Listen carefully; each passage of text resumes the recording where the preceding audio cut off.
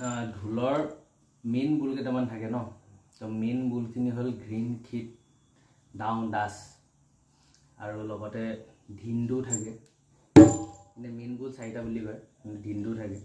তো ডাং হৈ গ'লতো হাতখন খোলাকৈ কৰি পেলাই মাৰিলে ডাং অপেনলি ডাং এই বস্তুটোৱে যি ৰখাই দিওঁ আমি সেইটো হ'ব দাস দাস ধিন্দু হ'ল এই হাতখন যে ষ্টিফ কৰিলে আমি মাজত বাউন্স কৰি দিওঁ সেইটো হ'ব ধিন ধিন ধিন ধিন আৰু এইফালেতো আহিলে যদি আমি ঢোলৰ মাৰিটো ধৰোঁতে সদায় অপেনলি ধৰিবলৈ এই দুটা আঙুলি ধৰিব লাগে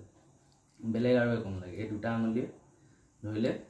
আৰু এই আঙুলিকেইটাই খেলিবলৈ লাগে এই তিনিটা আঙুলিয়ে সদায় খেলে যেতিয়া আমি খিট কৰিম এই খিট কৰোঁতে এইটো টাইট হৈ যাব খালি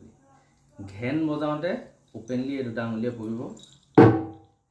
খিট কৰোঁতে জাষ্ট আমি ধৰি দিম এনেকৈ মাৰিলে খিট হ'ব অপেনলি মাৰিলে ঘিন হ'ব বা ঘেন ঘেন খিট সদায় এই দুটা আঙুলি আৰু তাতকৈ একো কৰিব নালাগে আৰু বাকী যোনখিনি খেলা হয় এই তিনিটা আঙুলিয়ে খেলা হয় এই মাৰিডালৰ খেলটো এই তিনিটা আঙুলিতে হয় যোনখিনি খেলা হয় আৰু বাকী এই দুটা আঙুলিতে ঘূৰে